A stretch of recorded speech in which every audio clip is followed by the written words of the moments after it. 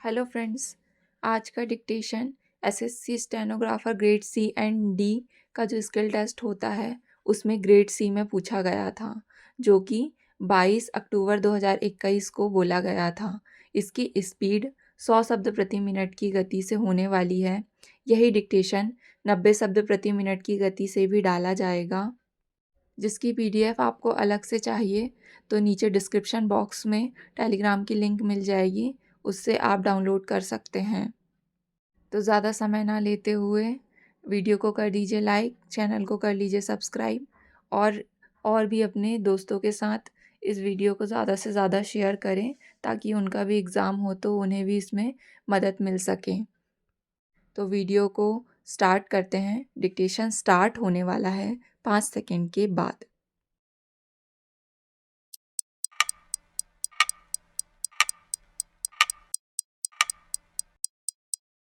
Start. माननीय सदस्यगण, भारत में चल रहे आर्थिक संकट के बारे में चर्चा के दौरान मैं कुछ तथ्य पेश कर रहा हूँ।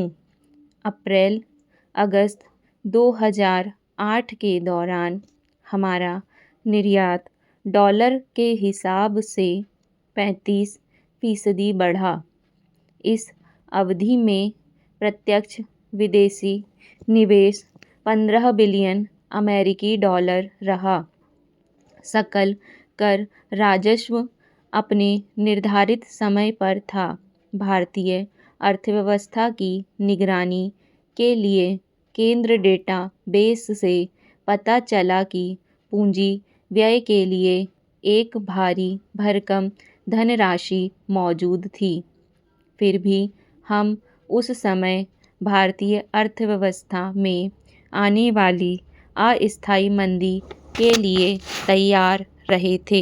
चूँकि अंतर्राष्ट्रीय मंदी उस समय अनिश्चितता के दौर में थी, इसलिए हमारे ऊपर इस मंदी के प्रभाव की गहराई और अवधि का सही आकलन करना कठिन था। कुछ अनुमान इंगित किया गया था कि उस वर्ष में सकल घरेलू उत्पाद की दर घटकर 7% रह गई थी। हमारा प्रयास यह रहा था कि वित्तीय संकट का नकारात्मक प्रभाव कम हो और विश्व के हालात स्थिर हो जाने पर हमारी अर्थव्यवस्था फिर से 9% की दर से आगे बढ़ी थी। माननीय सदस्यों और भारतीय लोगों से आग्रह किया गया था कि वे भारत की अर्थव्यवस्था के मौलिक स्वरूप में अपना विश्वास रखें। माननीय सदस्यों को याद होगा कि मंदी की प्रत्याशा में फरवरी 2008 को प्रस्तुत बजट में सरकारी व्यय में बढ़ोतरी की थी। व्यय प्रस्तावों की उस समय कुछ हलकों की में आलोचना की गई थी, परंतु यह देखकर खुशी हो रही थी कि उस समय इस बात को व्यापक तौर पर स्वीकार किया जाने लगा था कि सरकारी व्यय में वृद्धि करना इस समस्या के समाधान का एक महत्वपूर्ण हिस्सा था।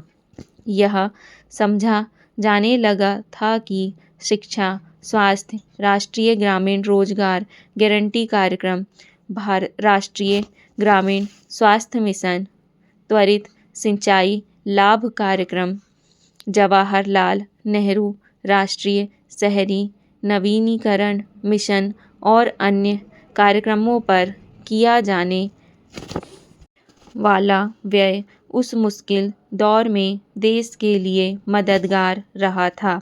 इसके अलावा अन्य किसानों को लगभग 4 करोड़ रुपए की ऋण माफ़ी और ऋण सहायता से देश के किसानों को बहुत लाभ मिला था और वे उत्पादन बढ़ाने के लिए प्रोत्साहित हुए थे।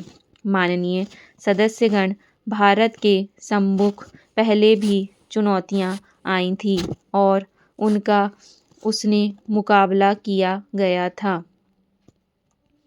हम मौजूदा चुनौतियों का भी सामना करने में समर्थ होंगे।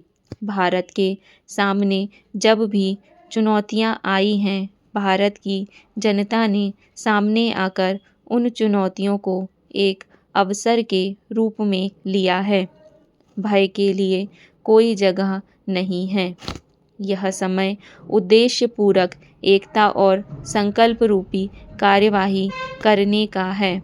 मैं सरकार तथा अधिकारियों द्वारा किए गए उपायों के लिए इस माननीय सभा के सभी वर्गों का सहयोग चाहता हूँ। माननीय सदस्यगण, मैं जानता हूँ कि अब एक महत्वाकांक्षी भारत का उदय हो रहा है। एक ऐसा भारत जहाँ अधिक अवसर, अधिक विकल्प, बेहतर आधारभूत संरचना तथा अधिक संरक्षा एवं सुरक्षा होगी। हमारे युवा जो हमारी सबसे बड़ी राष्ट्रीय धरोहर हैं, आत्मविश्वास और साहस से परिपूर्ण हैं।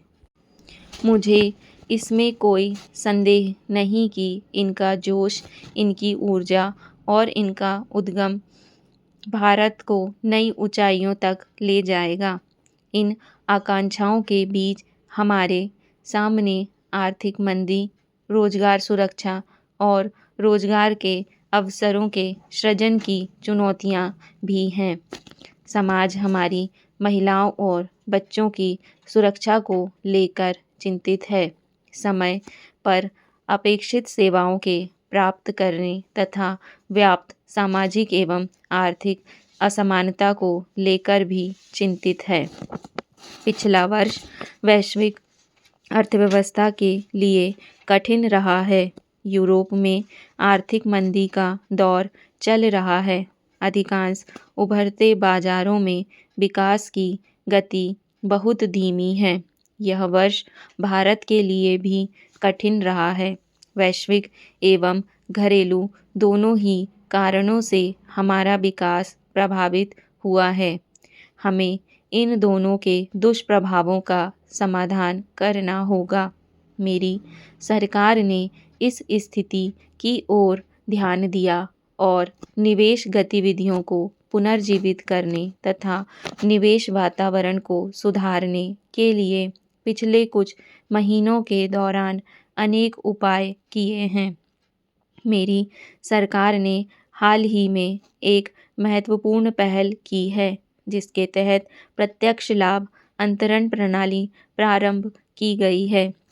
इससे सरकार द्वारा दिए जाने वाले लाभों यथा छात्रवृत्ति, पेंशन और मातृत्व लाभ को सीधे लाभार्थियों के खाते में भेजा जा सकेगा। लाभार्थी अपनी आधार संख्या के माध्यम से इन लाभों को प्राप्त कर सकेंगे।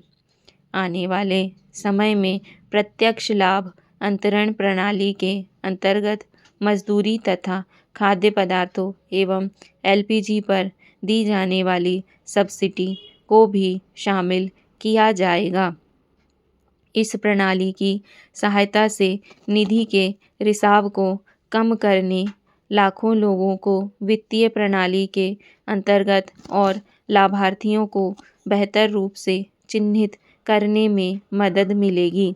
यह विशेष रूप से ग्रामीण क्षेत्रों में हमारे निर्धन नागरिकों को लाभ पहुंचाने में आधुनिक प्रौद्योगिकी के उपयोग के क्षेत्र में एक नई दिशा निर्धारक का कार्य करेगी।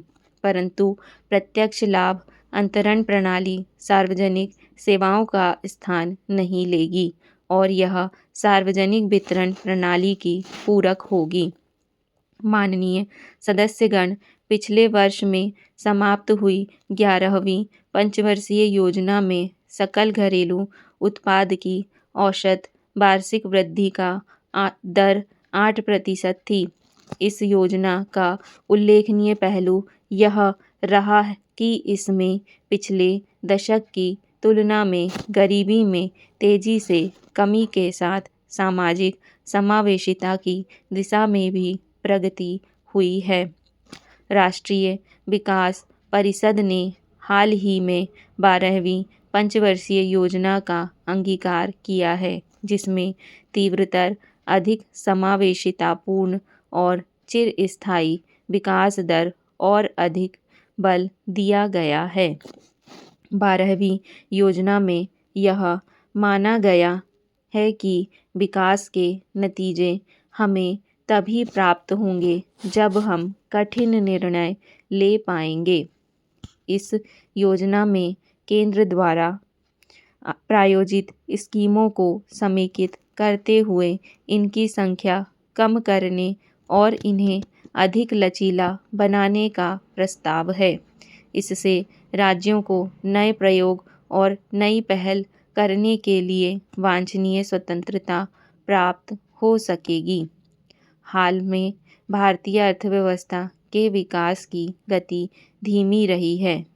चालू वित्त वर्ष की प्रथम छमाही में सकल घरेलू उत्पाद की वास्तविक वृद्धि दर लगभग 5% रही।